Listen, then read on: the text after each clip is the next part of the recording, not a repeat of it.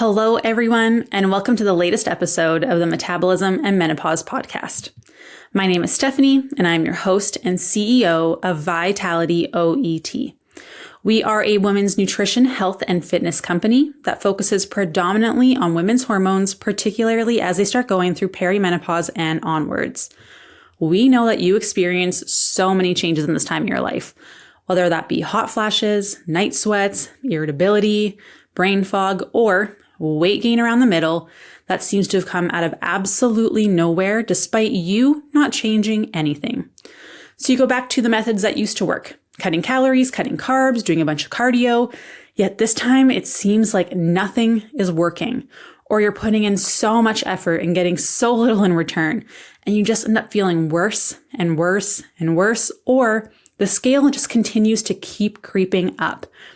But we know now that your body is inherently different than when it was prior to you experiencing these hormonal changes. So our mission here at Vitality is to help you really understand how your body has changed in this time of your life so you can reach your health and fitness goals, live a life full of vitality, feel in control and at home in your body again, and really understand how to take care of this new body of yours. So today I have a very fun topic. This is something we've talked about in our Facebook community quite a bit.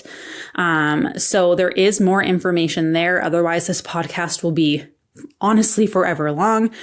But I want to talk about how to manipulate your hormones to boost metabolism so you can finally lose weight. So there is so much that goes into this. So I'm going to try and keep things fairly brief, try and simplify things for you, but understand things are a lot more complicated than what I'm really explaining here. But I'm just trying to give you a good overall basis and a good understanding in language that you can understand. Because I do find nowadays when you go to a doctor and get blood work done, they'll be like, oh yeah, this is high, this is low, but they don't really tell you why that's an issue, how that works in your body. And I think the barrier of access to being able to have the right information and understand how your body functions and what that means for you and your health and your weight.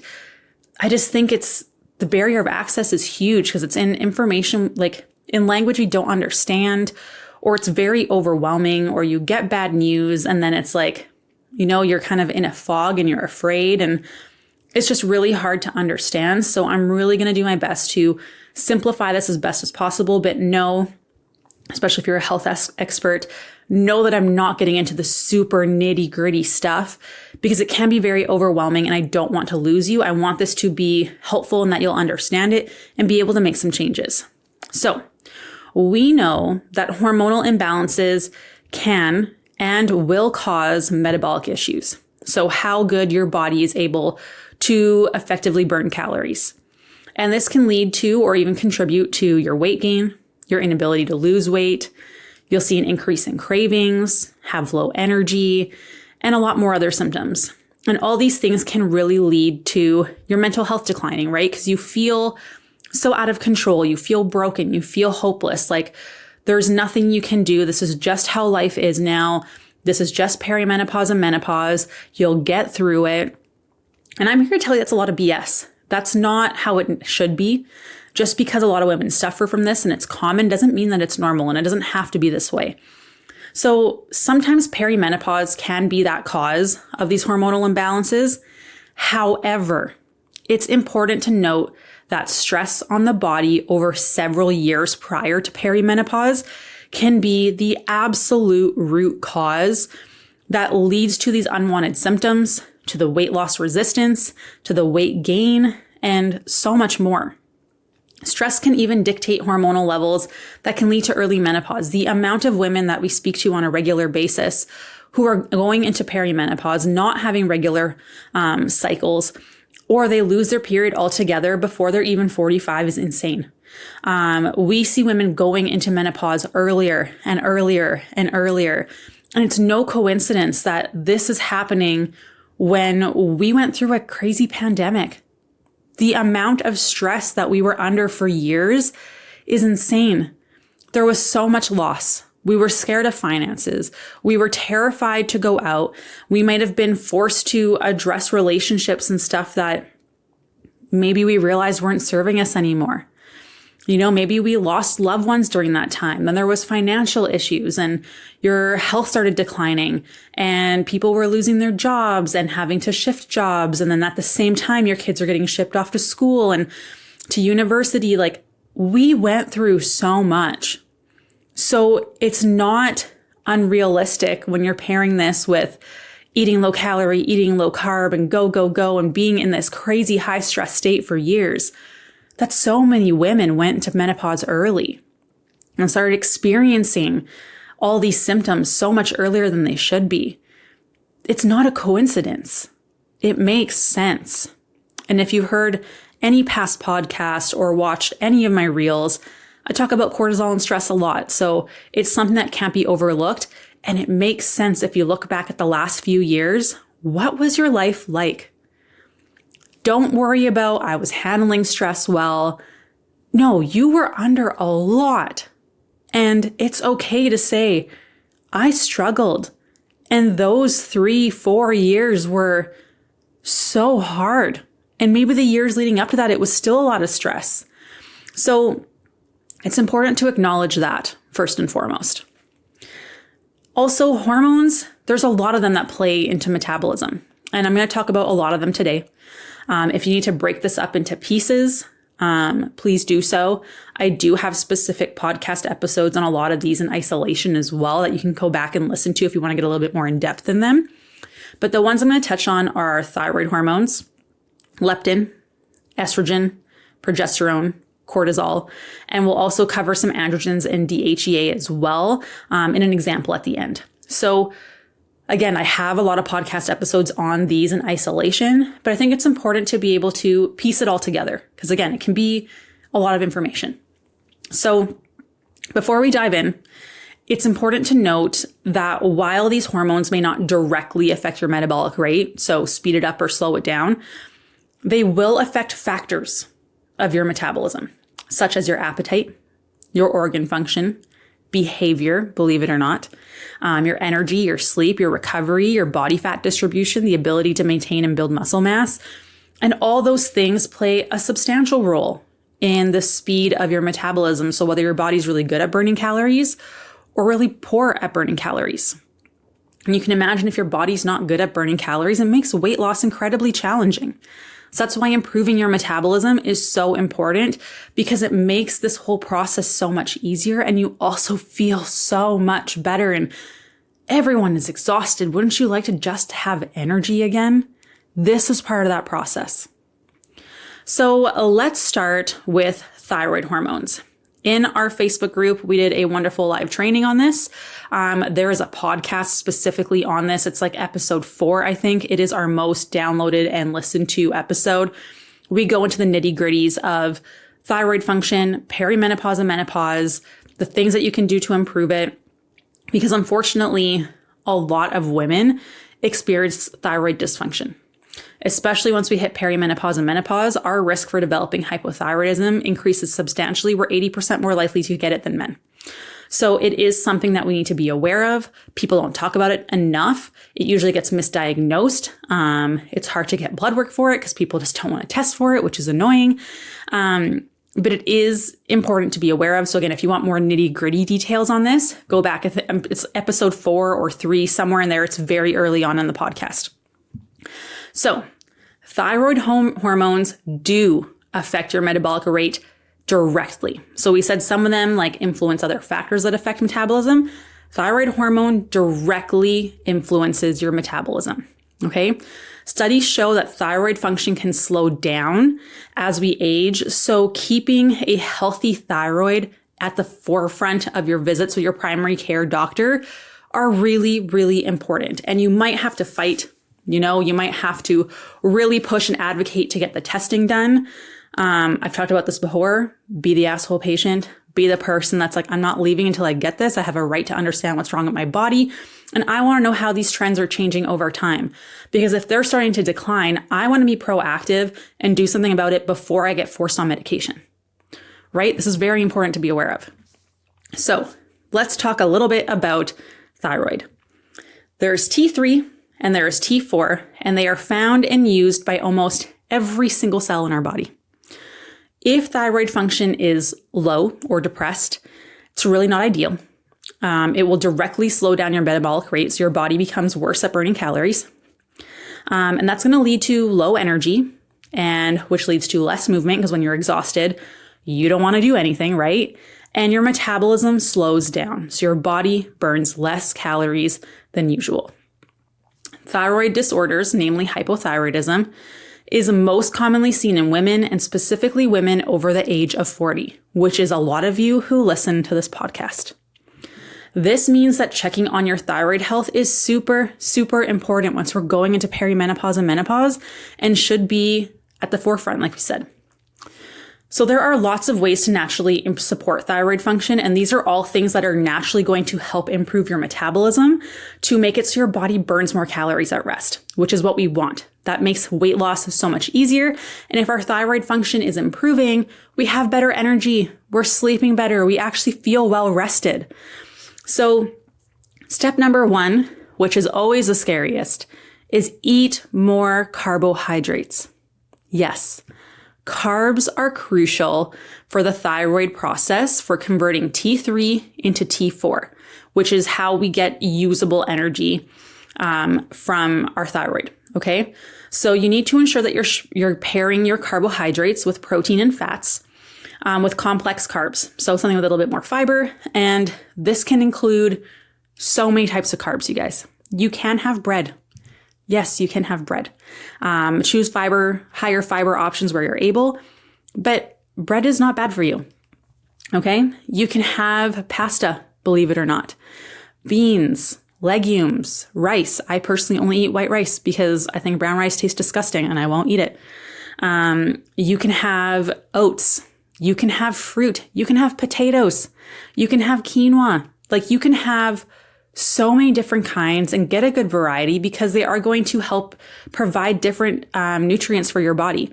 So just make sure that you're always having your carbs, the protein and some fat. At meals, try and eat at least half your protein and half your veggies before dipping into your carbs, and you won't have any issues with blood sugar. Okay. So carbs are crucial to a healthy thyroid. Okay. That is like, if you don't get anything else out of this, just eat your freaking carbs. Number 2 is manage your stress. Obviously, we talk about this one a lot. Stress is the number 1 cause of a depressed thyroid function. If you don't figure out how to manage your stress, no amount of supplements are going to help you, no matter what you do.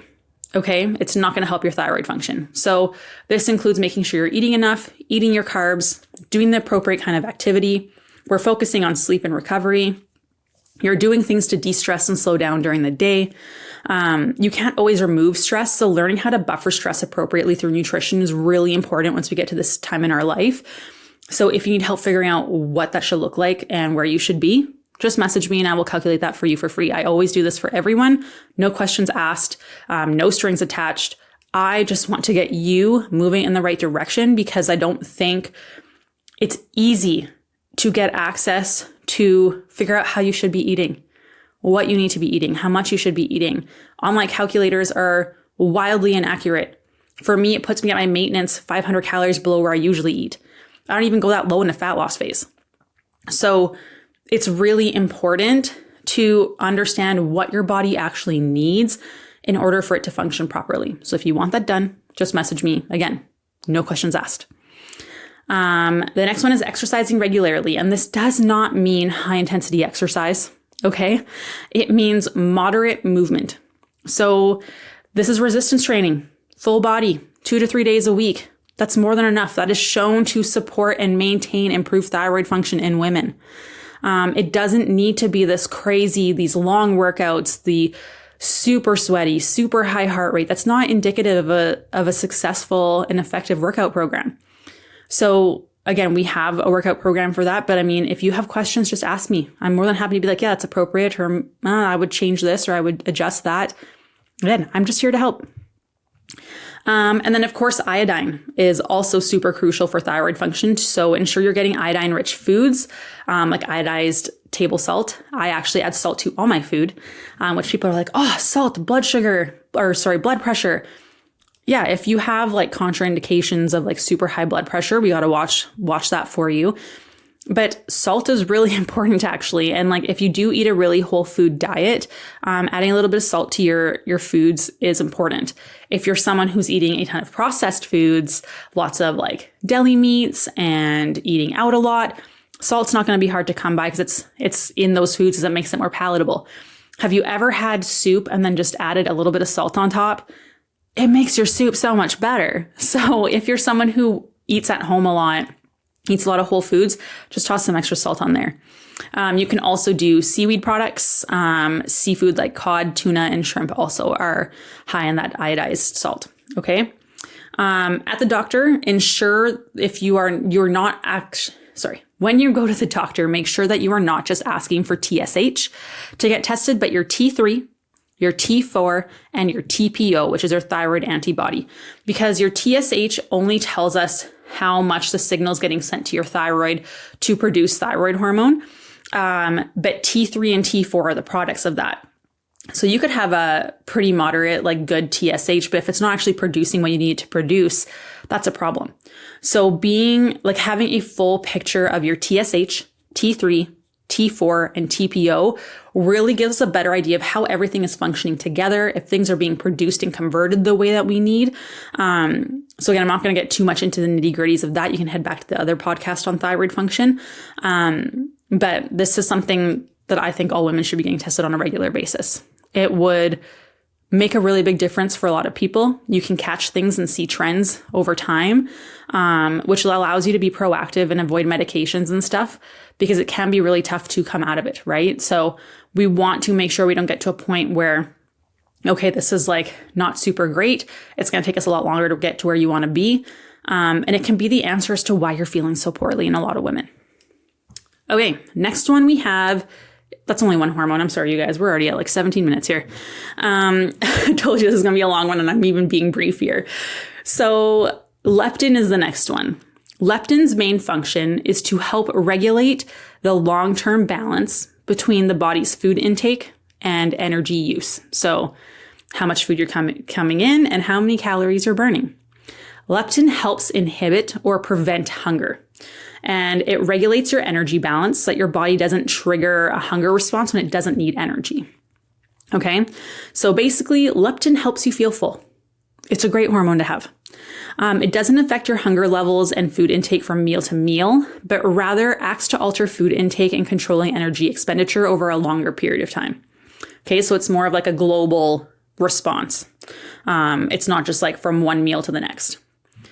So when leptin is high, you feel more satisfied. You feel less hungry. You feel good. When it is low, that's when you feel less satisfied. So you have something, you're like, this just really isn't like doing it for me. And you feel more hungry. Your appetite is higher. However, this might not be a direct feeling. It's mainly unconscious and something you might not inherently notice. Okay.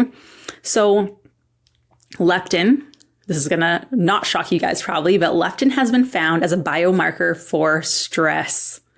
The more stressed and more cortisol that we have, the lower the leptin release gets. So the more stressed out we are, and the more go we are, and all those things that we always talk about on a regular basis if you've been here for any amount of time, that means your leptin is low, which means you're not finding food satisfying and you're hungry more often. Okay? And studies have shown that in women especially, we see a significant decrease in leptin when stress levels are high compared to men. So again, this is why men can do more aggressive diets and handle a lot more stress, because we're far more sensitive to these things. Okay, our body's just like, no, now we're hungry, food's not satisfying, let's keep going.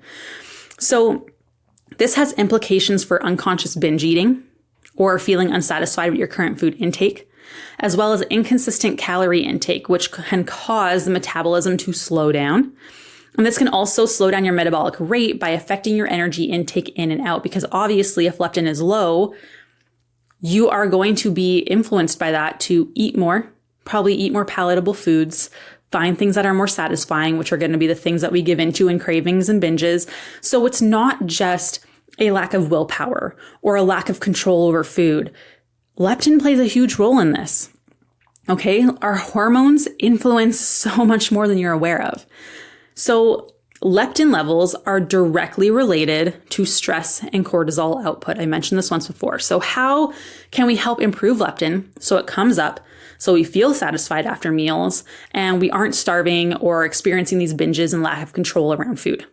So one is we need to control cortisol and stress, obviously. Again, cortisol is going to decrease our leptin, and this is also going to affect our blood sugars and unconscious calorie intake. It makes it easier to snack and things like that. So this is making sure we're improving our stress markers by eating enough food, eating enough carbs, doing the appropriate kind of exercise. We're eating consistently. We're taking breaks. We're trying to get out of the go, go, go hustle culture, and just mitigating that however we can. You want to ensure you are getting good quality sleep. This helps our brain regulate leptin. So if you are not sleeping enough, AKA you're not getting at least 7 hours of sleep, it's really hard for your body to regulate leptin, which makes you feel unsatisfied with food. You're having more cravings. You're not as full. You're just hungry all the time because you're not sleeping, which is like huge. Okay. Eating enough healthy fats is important. So things with omega-3 and 9, like your fatty fish, your flax, you can take omega-3 oils, olive oils. Those are all really great choices. And lastly, get enough low intensity exercise. So steps, walking, resistance training with longer rest periods and lifting heavier can really help your body mitigate and regulate cortisol, which is going to help with your leptin. Okay. So far we talked about thyroid and leptin. Now we're going to talk about my favorite, cortisol. I'm going to try and be brief here because I have a whole podcast on cortisol that you can go back to. It's about adrenal fatigue. But cortisol is that hormone that is crucial for energy and proper energy function, even though we give it a really bad rap. Whoa, that was horrible English. I am so sorry. We give it a really bad rap, but it is important. But it's supposed to help us like regulate our sleep, our appetite, recovery, long-term energy throughout the day. But when we have too much cortisol circulating through the body, which then eventually leads to low levels of cortisol over time, we run into a ton of problems, which I'm sure you're all very aware of at this point. Cortisol is no longer the good guy. This is where we really need to rein it back in. Okay, so not only can elevated cortisol affect our energy output, it also leads to extra cravings for sweet, salty, and highly refined foods. It's our body's attempt to regulate and metabolize the extra cortisol circulating in our body, because when cortisol is very high, it's going to dump sugar into our bloodstream, and then our body is going to see a rise in insulin to try and bring those blood sugars down. When the blood sugars come down, cortisol is going to go up again, put more sugar into your bloodstream. Insulin's going to come back up to try and bring those blood sugars down. This happens if you're not eating. So if you are getting enough food in your body, this fluctuation doesn't happen all the time. And that can actually really help with your insulin sensitivity, your blood sugar control, and your weight. Okay. Because it's our fight or flight hormone, extra cortisol, again, is going to cause all those issues, which can then lead to the weight loss resistance, carbohydrate resistance, liver problems, slowed thyroid function, which we talked about. If thyroid function is slow, it really causes your body to suck at burning calories. And then added weight loss resistance onto the high concentration of cortisol receptors in the abdomen, causing more belly fat accumulation, because cortisol needs somewhere to go. And our body really likes to store cortisol in belly fat. So until you really address these cortisol levels, it's going to be really, really hard to lose that belly fat. Okay. And that just leads to a whirlwind crap storm for a metabolic disaster and you feeling like garbage and not looking the way that you want. So how can we really manipulate this? The first thing that we always encourage is to test your cortisol level so we know what's going on. Ideally, you want a 24-hour test, because getting a single blip in time really doesn't tell us anything. So doing a 24-hour urine test, like a Dutch test, like what we offer, can really help you see what your cortisol curve is doing during the day. So for example, I actually just reviewed one this morning where the person at nighttime cortisol was kind of where it needed to be. Their afternoon cortisol was starting to come down. It was where it needed to be. The overnight cortisol was where it needed to be. But when you looked at waking cortisol, it was incredibly low. It wasn't higher up where we want it to be, because typically cortisol is higher in the morning and dips down as the afternoon goes down. So it's really important to be aware of what your cortisol is doing during the days. That gives us a much better picture. Because if I would have seen just an afternoon blood cortisol test, I'd be like, oh yeah, your cortisol is good.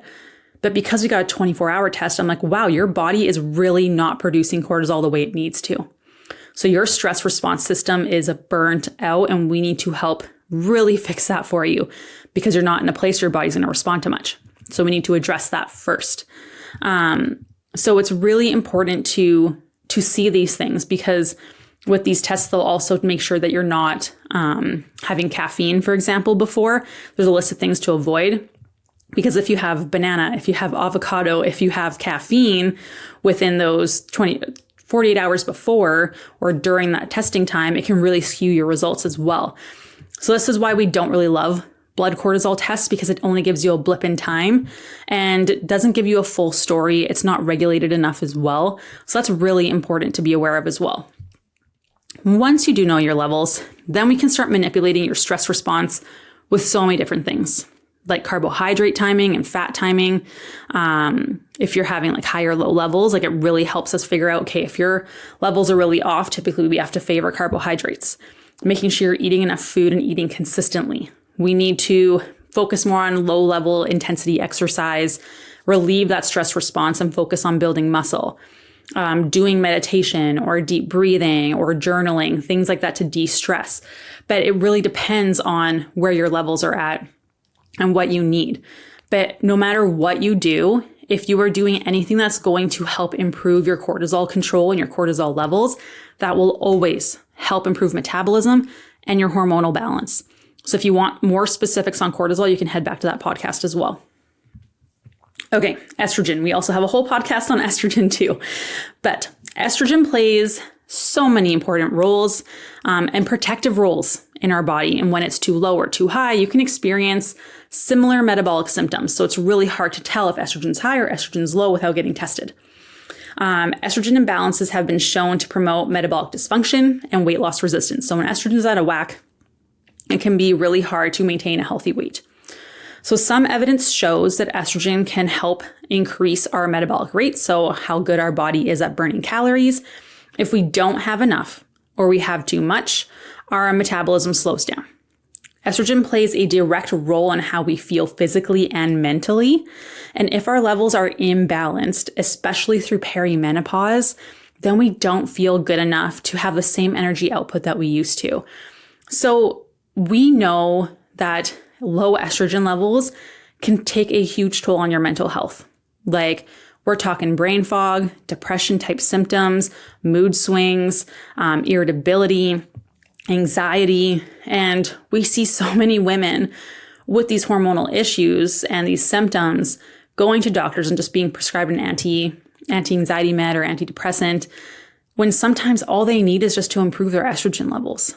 But it gets overlooked because it's not something a lot of practitioners think of, which is really frustrating. So get tested if you can. Again, we can do that with a Dutch test. Our Dutch testing gives you a full panel of everything, but you can get blood work done as well. But once we know if your levels are low, here's what we recommend doing. De-stressing, eating more calories and eating consistently, doing your best to improve quality sleep and your quantity of sleep, lower exercise intensity, de-stressing. Sometimes soy products help for some women. And in some cases, HRT can be really helpful.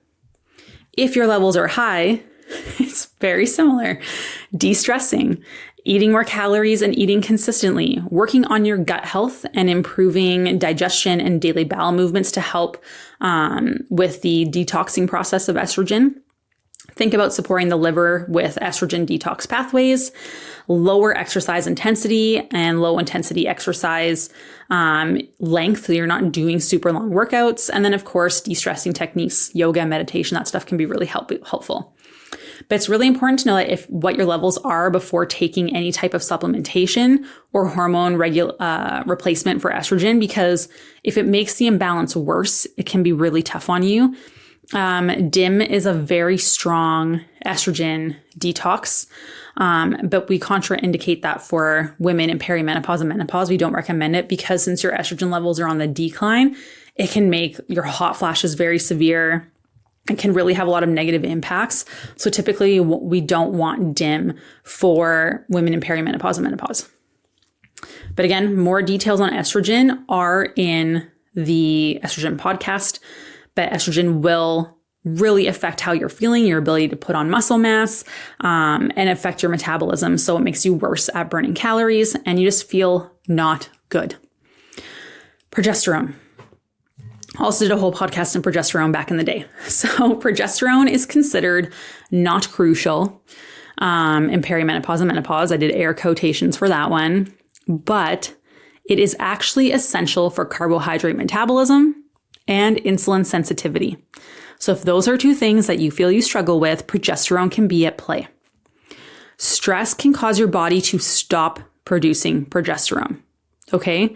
And it puts you into perimenopause way too freaking early. And this is something we see a lot. We've actually had 3 or 4 women who were in menopause, and once we started getting them eating enough and progesterone was produced again, they actually got their periods back regularly, which was wild. Okay, so studies have shown that adequate progesterone levels can improve metabolic rate, so it makes your body better at burning calories, which means that if you have low progesterone levels, it can cause a slowed metabolism. Not only does it help your metabolism, but it also plays a role in your energy. Low progesterone causes low energy output, so you're very tired, making it really hard to want to be active, which again is going to impact your ability to lose weight. It's also important to note progesterone is the hormone that makes you feel good and calm and grounded. So if you don't feel that way, you probably have some progesterone issues at play. But as long as stress is high, that's going to be a huge issue. So one of the ways to really help improve progesterone is to decrease stress. Because when cortisol goes up, it steals the progesterone precursor that is needed to produce progesterone. So it will actually steal that, and then your body isn't able to produce progesterone. So it's taking away any available hormones to make that progesterone. And a lot of women think that they're in early menopause when really it's just they're too stressed out from eating too little, not eating enough carbs, being go, go, go, doing crazy amounts of exercise, not sleeping, dealing with financial stress, work stress, family, relationships, grief, trauma, COVID, you name it. So we really need to be aware of that. Another thing that you can do is limit caffeine to 1 cup per day because it does increase your cortisol, and never have caffeine on an empty stomach because it's just going to increase that exponentially, which is going to release more adrenaline, which again is going to make it so your body can't produce progesterone. And then eating foods that are high in magnesium and zinc can be really great to help with progesterone production, like bananas, for example. So I know that was a lot of information. I highly recommend pausing stuff, going back to the podcast where we talked about those specific things. But I want to tie this all together with a bow that really helps make sense of everything, because that is a lot of information. So the first thing that you really need to do is get some data. I understand we live with ourselves every single day, but our brains are really, really good at making incorrect assumptions about our own life and our trends over time. Like, oh, my stress isn't as stressed, like my life's not as stressful as Cindy's over there. I don't have it as bad as some other people, but you might be experiencing a lot more stress than you realize. And I promise you, when people write out their story to me and I ask them questions, they're like, okay, that actually sounds a lot worse than what I thought. And it's like, yeah, like you feel like you're handling it well, but you've been under a lot and you need to be aware of that. So the best way to really figure these things out is to get assessed, get tested, do some tracking. It does make the world of a difference. So we need to be aware that what gets measured gets managed. So first we have to have some data to actually work with. So ideally getting some tests done would be a phenomenal place to start. This can give us some insight as to where your hormones are at currently and where we want them to go. Doing some sort of symptomatic assessment with this will also help you point you in the right direction for where to start seeing changes, because then you can assess that over time. So for example, in our coaching, we do a hormone symptom assessment with every woman who comes in, and then we test them again before they go into a fat loss phase, because we want to make sure their symptoms have actually improved. Typically, we see changes in as little as 6 to 12 weeks, sometimes even quicker, depending on the person. But that tells us that you're moving in the right direction. Your body is healing. You're healthy. A body that is seeing a reduction in symptoms is inherently getting healthier, which means your metabolism is going to go up. A healthy body can function properly, which allows your body to burn more calories at rest. An unhealthy body, your body sucks up burning calories as it's just preserving everything as much as possible. Okay, so ideally, getting some testing is going to be the best place, and then assessing your symptoms over time. Hormones are going to affect everyone completely differently.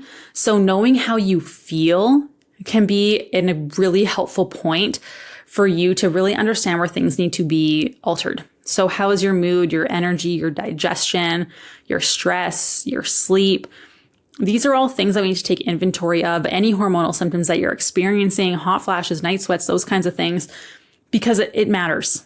And if anyone tells you, oh no, like this is your numbers, this is it. It's like, no, like numbers without context doesn't mean anything.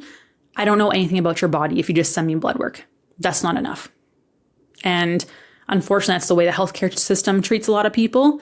And it's not enough because otherwise we wouldn't be struggling. We wouldn't have hundreds and thousands of women struggling to just feel quote unquote normal again, right?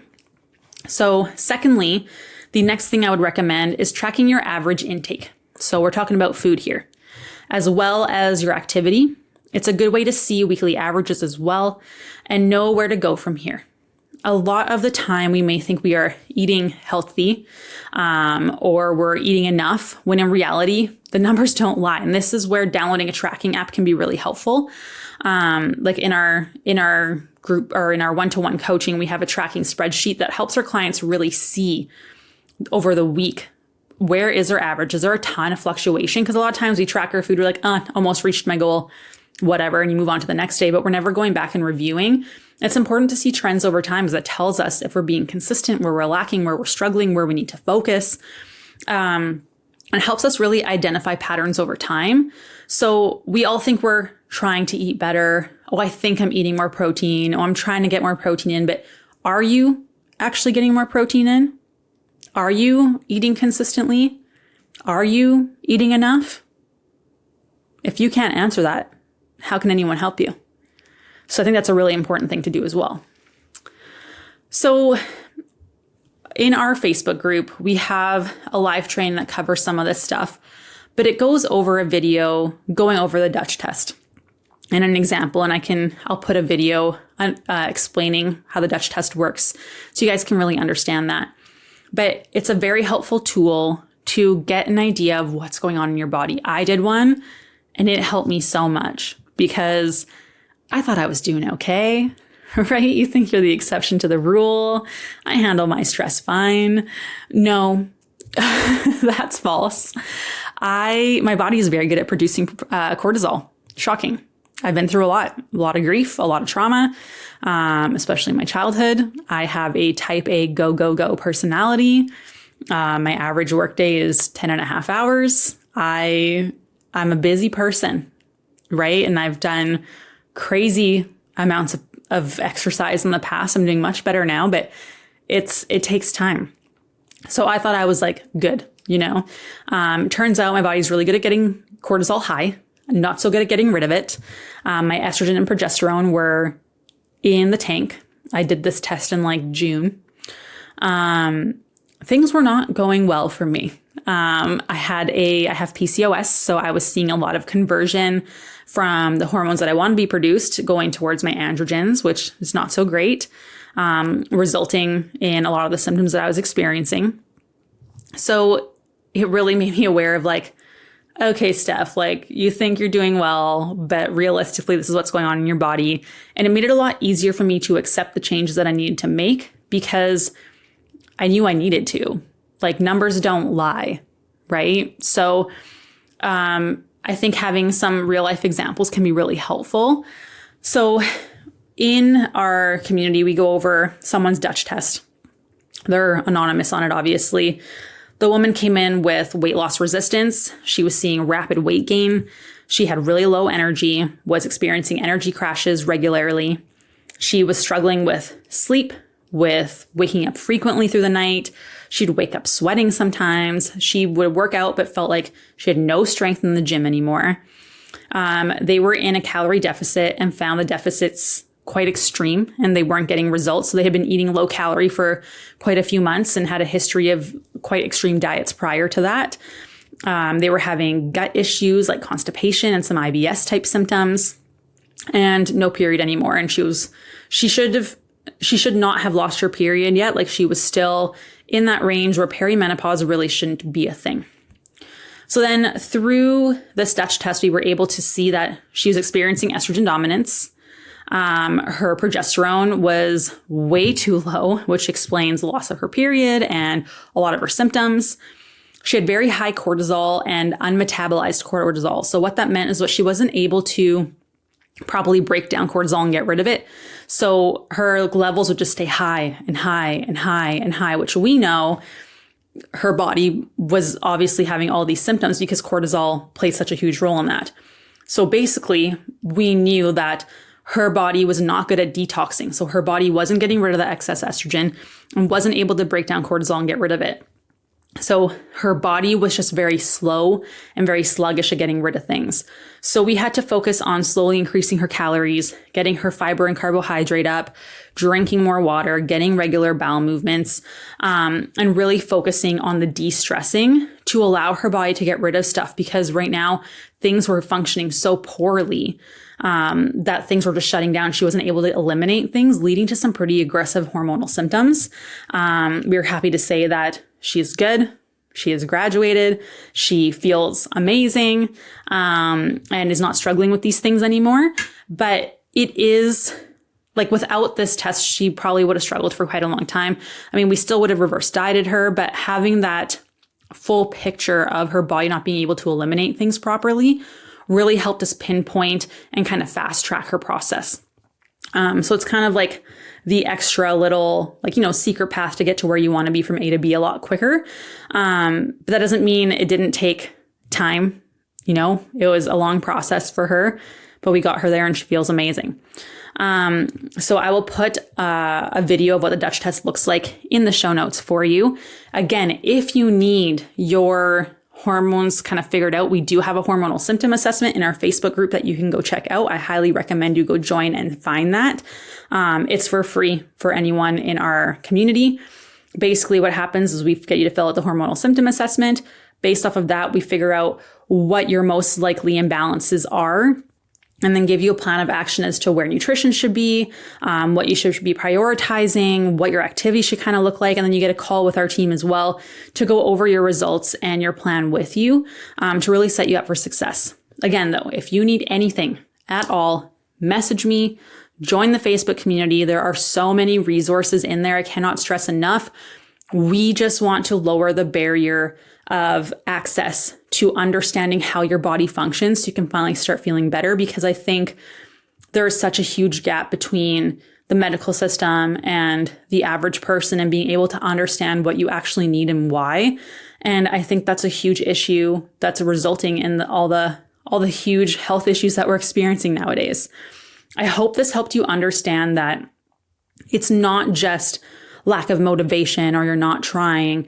There's a lot of things hormonally happening that can really, really hinder your progress and your ability to see changes. And without addressing these things, it's really hard to make those progress. So if you want help with that, again, just message me, head to the Facebook community. We will do everything we can for free as much as we can. We just want to help women all over the world. If you can share this, it's super helpful. Talk to you all soon and have a great day. Bye.